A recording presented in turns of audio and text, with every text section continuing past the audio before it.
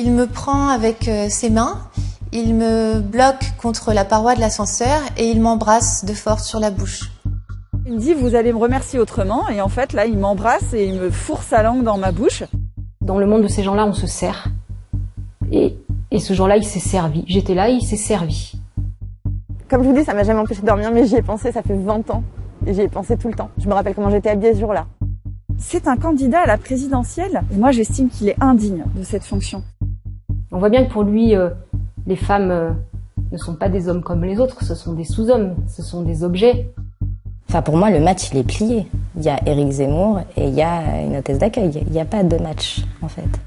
Maintenant que des femmes ont parlé, que ce soit comme si ça n'avait jamais existé, ça je l'accepte pas. Pendant plusieurs mois, Mediapart a enquêté et recueilli le témoignage de 8 femmes.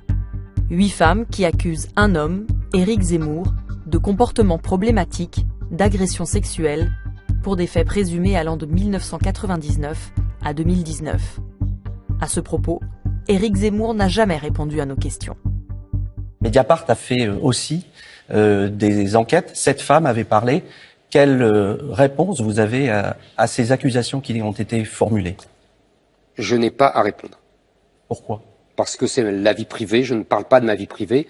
Ces femmes-là m'accusent, sans aucune preuve, comme ça, c'est parole contre parole. Une parole libérée par le mouvement MeToo, qu'il a toujours critiqué.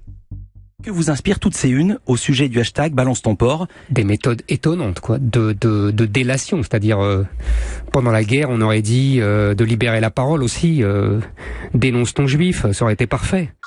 Vous savez, le mouvement MeToo, ce n'est pas un mouvement de libération de la parole, comme vous dites, c'est un mouvement d'éradication de l'homme. Aujourd'hui, les femmes que nous avons rencontrées, qui pour certaines partagent en partie les idées d'Éric Zemmour, décident de parler face caméra du comportement de celui qui brigue la plus haute fonction de l'État.